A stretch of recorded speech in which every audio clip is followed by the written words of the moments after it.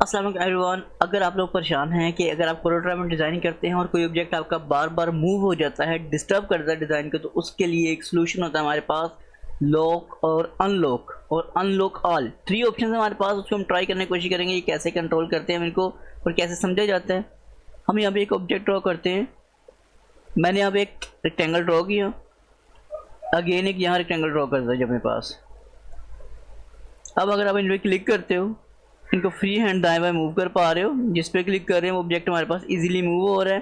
اور میں چاہتا ہوں کہ ایک آبجیکٹ یہاں پہ لاک ہو جائے، تو اس لیے ہم کیا کریں گے، میں اس آبجیکٹ کی سلیکشن کرتا ہوں، اس پہ رائٹ کلک کرتے ہیں اور یہاں لکھا آتا ہے لاک. اس پہ کلک کرتا ہوں، میں یہاں سے رائٹ کلک کیا اس چیز کے اوپر اور لاک پہ کلک کر دیا. 2 آبجیکٹ میرے پاس ہو گئے. لاک کرنے کی ضرورت ہمیں کیوں پیش آتی ہے؟ ہمیشہ تب ضرورت پیش آئے گی جب آپ کوئی ڈیزائننگ کر رہے ہیں، کوئی لیئر ورک کر رہے ہیں اور آپ چاہتے ہیں کہ آپ کا کوئی بیک گراؤنڈ ڈیزائن کیا ہوا ہے تو آپ کو وہ بیک گراؤنڈ ڈسٹرب نہ کرے، جو اوپر ڈیزائننگ ہے اس کے اوپر ورکنگ کر سکو. تو ایسے معاملات، ایسی سچویشن کے ہمیں ضرورت پڑتی ہے لاک کی، اور یہ بہت زیادہ امپورٹنٹ ہوتا ہے ہمارے ایک ڈیزائنر کے لیے. اب جیسے میں نے 2 ڈیزائن تھے، دونوں کو لاک کر دیا اپنے پاس. ایک اور میں شیپ ڈرا کرتا ہوں، یہاں پر ایک اور شیپ ڈرا کی میں نے. یہاں سے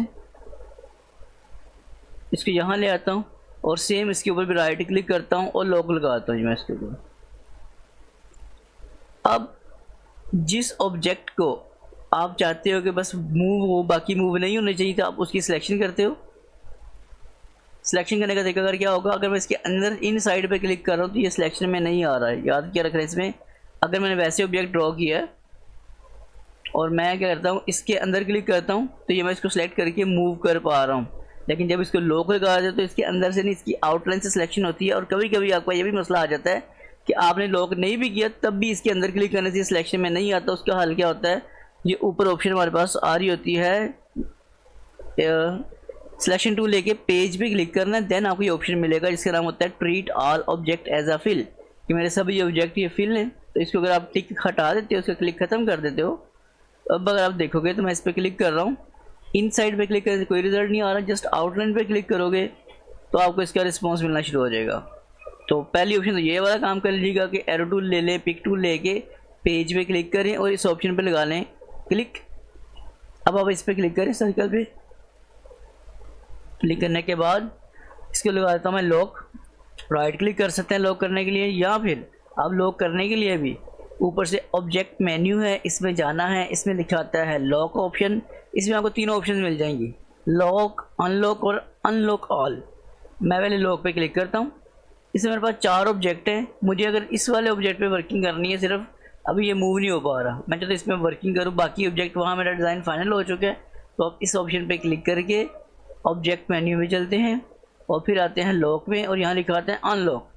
اب اگر میں ان لاک پہ کلک کرتا ہوں تو اس کا مطلب ہوا کہ جو آبجیکٹ میں نے سلیکٹ کیا ہوا ہے میرا وہی والا آبجیکٹ صرف موو ہوگا. اب میں روٹیٹ کر پا رہا ہوں کیونکہ میں ڈبل کلک کیا تھا، ایک سنگل کلک کرتا ہوں، اس کو میں دائیں بائیں موو کرنا چاہتا ہوں تو میں موو کر پا رہا ہوں. باقی ابھی بھی جیسے لاک سے اوپر کلک کرنے سے دیکھیں آپ کو لاک بالکل بنا ہوا نظر آ رہا ہوگا.